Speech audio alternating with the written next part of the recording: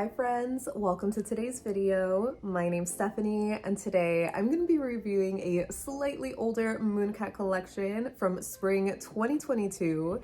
This is the Technicolor Dreams collection. This is a massive 10-piece collection of super bright pastel shades. And while this collection is super beautiful, I definitely have some thoughts regarding the formula. I will say more of my thoughts at the end after some comparisons though. For now, let's just get into the swatches.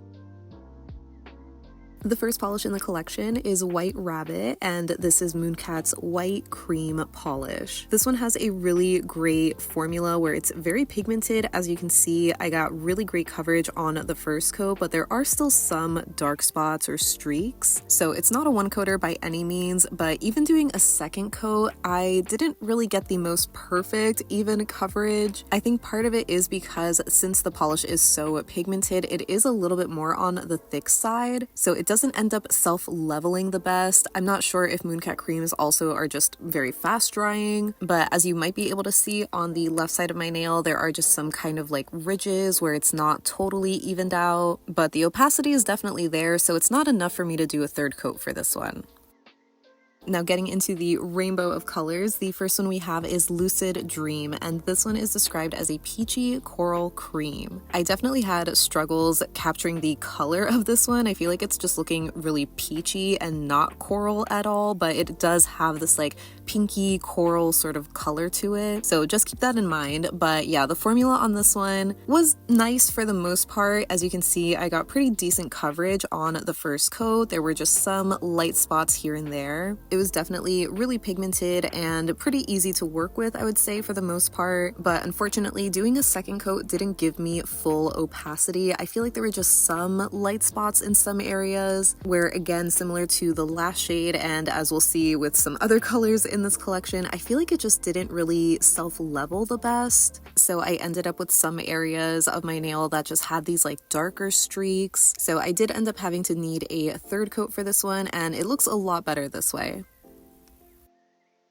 Next we have Acidic, and this one is described as a tangerine cream lacquer, and this one I feel like is leaning a little bit too yellow. It was just, again, a little hard to capture some of these colors, I guess because they were just so bright or something, but they are going to look more color accurate later when I show you them in natural lighting. This is a yellow leaning orange, just not as yellow as it might look. It's still a really beautiful color though. I love the name, but yeah, the formula was still a little similar to the last one, where it is really pigmented and you do get great coverage, but the formula wasn't super self-leveling. I did a slightly thicker second coat here and I feel like it looks okay, but if you do thinner coats, you probably are going to need a third. The yellow from the collection is called Eternal Sunshine, and this is definitely a pastel yellow. It is super white-based, super light. I personally don't think this one has the same punch or vibrancy as some of the other colors, but it still is bright. It's not muted or dusty by any means. It's definitely a cute spring shade. It's just giving total buttercup vibes, and unsurprisingly, the formula on this one was pretty similar to the other shades so far, where you do get a surprising amount of coverage on the first coat, but unfortunately because this is the lightest shade, I feel like it just didn't give me fully opaque nails on the second coat. You see more of those streaks and dark spots, so I definitely think a third would be necessary for this one. It's possible that I was just overworking these polishes or not working fast enough. I also do have the older brushes in the majority of this collection, and the new ones definitely do make a difference. The next shade we have is Neverland, and this one is described as a baby lime green. I would say this one almost has that kind of like shamrock shake color to it. Even though the formula does not look super impressive here on the first coat, you can see it's like almost a little gummy. Do keep in mind that I've had these polishes since they've launched, and I'm pretty sure I've had to add thinner to at least some of them before, and it does look like this one is going to need a few drops itself. But that aside, I absolutely love the color of this one. It's one of my most used, if you couldn't tell by the fill line, but yeah, it is just such a beautifully vibrant color where I almost want to call it a bleached neon or something. It is just so in your face, and it looks pretty good here on two coats. I really don't think a third coat is necessary for this one, especially if I added some thinner.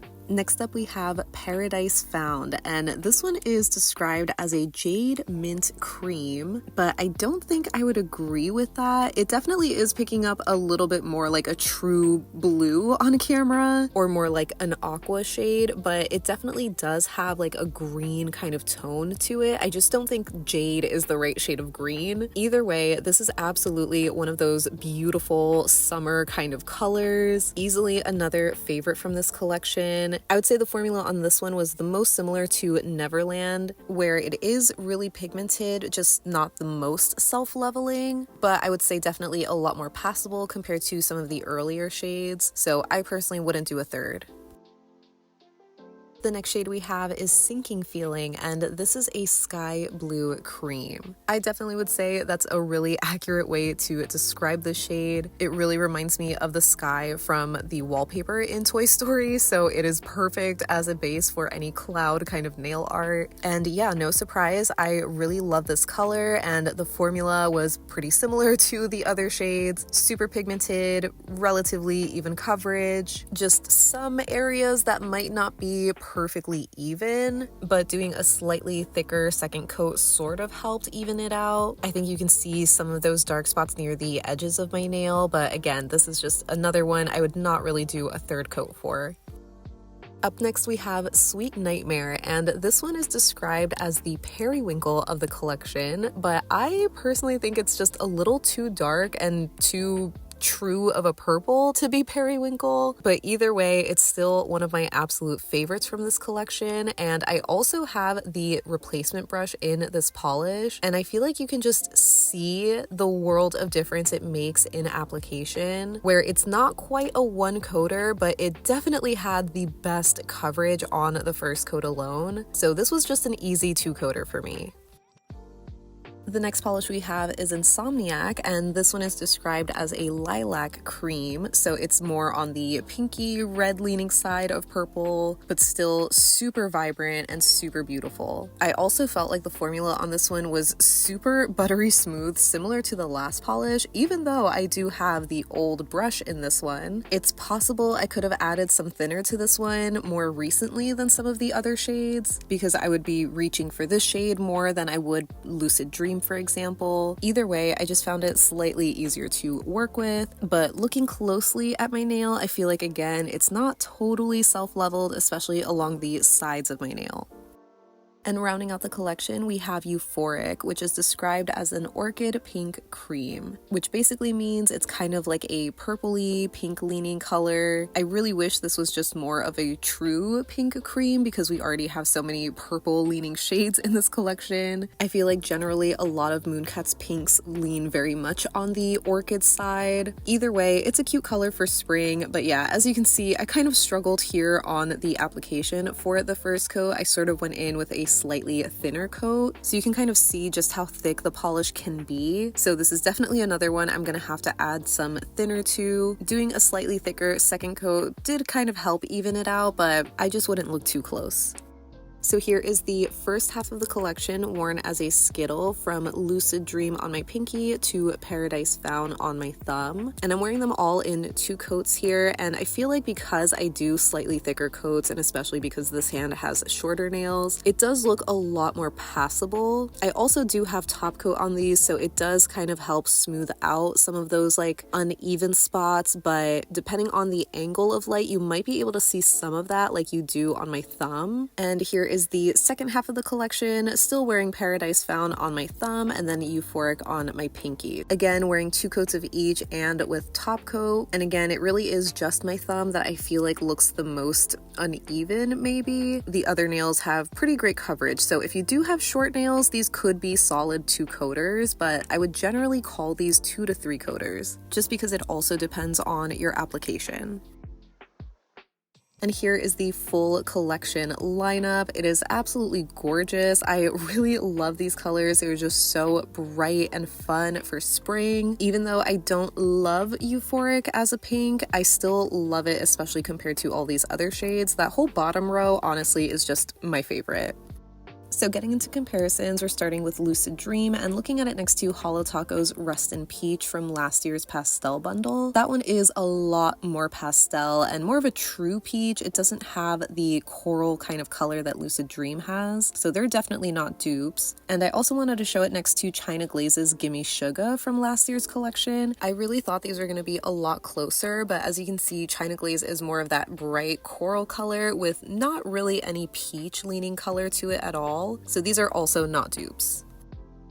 Then for acidic, I wanted to show it next to Orly's Are You Sherbet from the Sweet Retreat collection last year. Again, I thought these were going to be closer, but acidic is a bit brighter and more yellow leaning, so I thought maybe it would be a little closer to Morgan Taylor's Sunny Days Ahead from their very recent Lace Is More collection. Even though these might look similar in the bottle, on the nail they are definitely totally different. Sunny Days Ahead is a lot more of a yellow leaning orangey color. I know it looks just yellow next to these, and Orly is a little more pastel, so no dupes. Then for Eternal Sunshine, I compared this last year to Holo Taco's Banana Medicine when that first came out because they are both these bright pastel yellows. It might not be super noticeable in the bottle, but when you do see these side by side, there is a pretty noticeable difference in how bright they are, where Eternal Sunshine I would pretty much call like almost a true white base pastel kind of polish, but Banana Medicine is a lot brighter. It kind of has that vibrancy I thought Eternal Sunshine lacked. Next for Neverland, I wanted to do another quick bottle comparison next to Holo Taco's Crime and Punishment from the same pastel bundle. I know I described Neverland as almost having a shamrock shake kind of color to it, but I think Crime and Punishment is definitely much more of a shamrock shake color. So they're both pretty and not dupes. Then for Paradise Found, I wanted to see this next to Essie's It's High Time from their Feel the Fizzle collection, I think it was called, last spring. I really loved that Essie lineup, and I just could have sworn these two were going to be exact dupes. The Essie does lean a little bit more of a minty color and less aqua, but even still, it's a little bit muted compared to Paradise Found, so hopefully you can see just how vibrant that shade is. Then for Sinking Feeling, I of course am showing this next to Holo Taco's Too Good to Be Blue from the pastel bundle. These two definitely seem like they're gonna be exact dupes because they're both these like pastel sky blue shades, but Holo Taco's is a little softer looking, and I thought maybe it would be similar to Orly's Give It a Swirl from the Sweet Retreat collection, but that one is more of like an aqua blue kind of color. It's not what I would call a sky blue by any means, so these are definitely not dupes. So I thought maybe a closer comparison would be Essie's Ride the Soundwave from that same Feel the Fizzle collection, where even though it is several shades lighter, I still would call it a sky blue, but yeah, as you can see on the nail, none of these are similar to each other. I think Sinking Feeling is the most true sky blue, but they're all pretty. For Sweet Nightmare, I wanted to do a quick bottle comparison next to Essie's Don't Burst My Bubble from the Feel the Fizzle collection because that one is what I would call a true periwinkle. It just is a lot more blue leaning, so these are definitely not dupes. Then for Insomniac, here it is next to Holo Taco's Serial Killer from the pastel bundle. They might look similar in the bottle, but on the nail you can definitely tell them apart, where Insomniac is just a little bit darker and Serial Killer has a little bit more of that white base pastel kind of quality to it, so they're definitely not dupes. And lastly for Euphoric, I have a quick bottle comparison next to Holo Taco's Pinky Swear from the pastel bundle. That one, as you can see, is more of a true pink color, while Euphoric has that orchid color to it. So I thought maybe something similar would be Orly's Taffy to Be Here from the Sweet Retreat bundle. I would say these are similar colors, but obviously Euphoric is like the pastel version of this one, so they're definitely not dupes. I think Essie's In the Universe from the Feel the Fizzle collection is actually more similar to the Orly Taffy to Be Here shade, where it's just a few shades darker than Euphoric and also a little bit more purple leaning, but still in that pinky purple kind of color territory, so also not dupes. I think the closest color comparison that I had in my collection was China Glaze's Here for the Candy, and it's basically what I wanted Euphoric to be like, where the China Glaze shade is like that true bright bubblegum pink kind of color. It doesn't have any hint of purple to it at all like Euphoric does, so yeah, these are definitely not dupes. And I would say I like China Glaze more.